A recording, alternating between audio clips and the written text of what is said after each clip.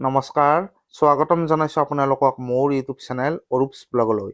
আজিৰ ভিডিঅ'টোত আপোনালোকক মাৰ্চ মাহৰ দৰমহা সম্বন্ধীয় এটা গুৰুত্বপূৰ্ণ খবৰৰ বিষয়ে জনাবলৈ গৈ আছোঁ। এই মুহূৰ্তত অসম চৰকাৰৰ অধীনৰ প্ৰতিজন ৰাজ্যিক কৰ্মচাৰীৰ বাবে আছে এটা গুৰুত্বপূৰ্ণ তথা ভাল খবৰ। ইতিমধ্যে আপোনালোকে নিশ্চয়কৈ গম পাইছে যে যোৱা 14 মাৰ্চ 2024 তাৰিখে অসমৰ মাননীয় মুখ্যমন্ত্ৰী ডক্টৰ হিমন্ত বিশ্ব শৰ্মাদেৱে অসম চৰকাৰৰ অধীনৰ ৰাজ্যিক কৰ্মচাৰী আৰু পেঞ্চনাৰসকলৰ বাবে 4% ডিএ বৃদ্ধিৰ কথা ঘোষণা কৰিছিল।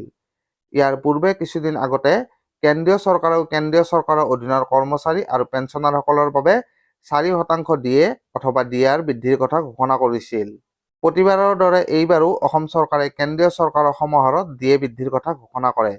মুখ্যমন্ত্ৰীগৰাকীয়ে সংবাদমেলত ঘোষণা কৰিছিল যে কৰ্মচাৰীসকলে এপ্ৰিল মাহৰ দৰমহাত এই বৰ্ধিত ডিএ লাভ কৰিব আৰু জানুৱাৰী, ফেব্ৰুৱাৰী আৰু মাৰ্চ মাহৰ ডিএ এৰিয়াৰ অহা মে', জুন আৰু জুলাই মাহত 3টা কিস্তিত লাভ কৰিব।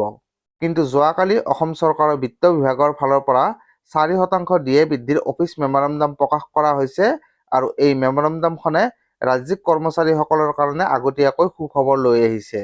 এই মেমৰেণ্ডামখনত উল্লেখ কৰা হৈছে যে কৰ্মচাৰীসকলে মাৰ্চ মাহৰ দৰমহা বৰ্ধিত ডিএৰ সৈতে এপ্ৰিল মাহতে লাভ কৰিব।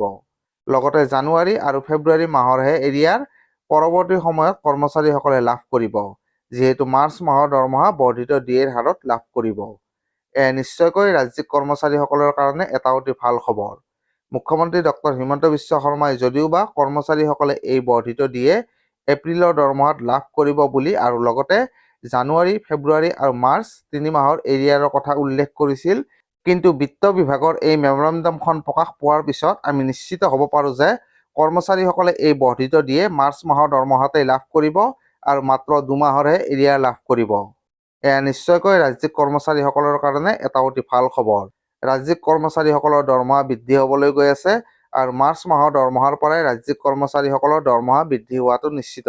তো আজিৰ ভিডিঅ'টিত আপোনালোকক এই কথাখিনিয়ে জনালোঁ। এনেকুৱা বিভিন্ন ধৰণৰ খবৰৰ কাৰণে ভিডিঅ'বোৰ লাইক আৰু শ্বেয়াৰ কৰাৰ লগতে চেনেলটো ছাবস্ক্ৰাইব কৰি থ'বলৈ নাপাহৰিব। তো আজিৰ ভিডিঅ'টিত আপোনালোকৰ কাৰণে এইখিনিয়ে লৈ আহিলোঁ। ধন্যবাদ।